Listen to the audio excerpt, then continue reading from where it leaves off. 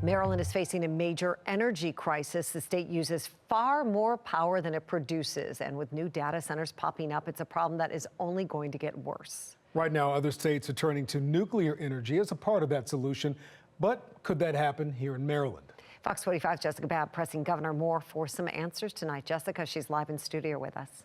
Yeah, Mary Kai. So with more energy being needed across the state and region and clean energy policies in place, wind and solar just aren't enough, which is why the proposed 70-mile transmission line is part of the conversation.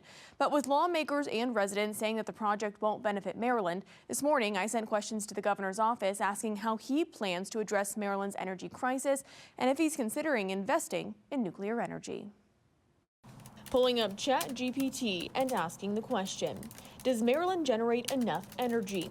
Very quickly, the answer is no. And it's the power behind this very tool, AI and data centers popping up, driving the demand. For instance, this newly released report from Virginia's Joint Legislative Audit and Review Commission shows the demand for power in Virginia could double within the next 10 years, with the data center industry being the main driver.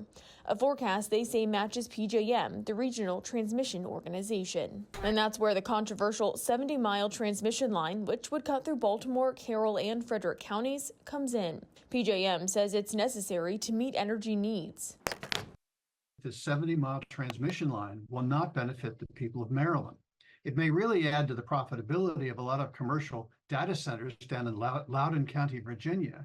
But to Marylanders, it's only going to bring destruction to their lives and livelihoods. While lawmakers like Chris West say the line won't benefit Maryland, he's also quick to point out that other energy solutions are needed. And the bigger problem is we're in dire need of generating more electricity here in Maryland. That's a much bigger issue than just the transmission line, and the governor needs to involve himself in that. And it's a problem plaguing the nation right now, which is why companies like Meta, and we are committed to building the most advanced AI in the world, have announced they're turning to nuclear energy to help meet their AI objectives.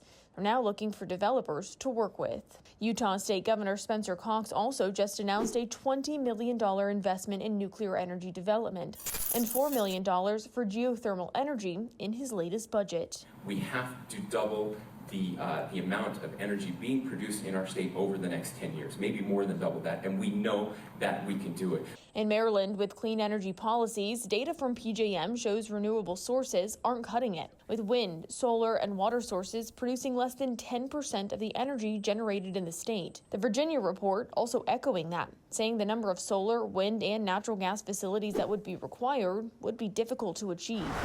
While Governor Wes Moore has already voiced his concerns about the Maryland Piedmont Reliability Project, I still am not certain what the benefit is to Marylanders, and I'm going to stand with the people on this, and I'm going to stand with Marylanders. We sent questions to his office asking, with other renewable sources unable to meet the demand, will Governor Moore consider investing more in nuclear energy? If so, what's his plan? And if not, how does he plan to address energy needs in the state instead? And does the governor have plans to allocate more money in next year's budget toward addressing the energy crisis? And so far, we have not gotten a response from the governor's office. Governor Moore also said a few weeks ago he planned to meet with transmission officials from PJM and PSEG behind this controversial transmission line. We followed up with him asking about those meetings. Of course, we'll let you know when we get an answer to all of these questions. Live in the studio, Jessica Babb, Fox 45 News.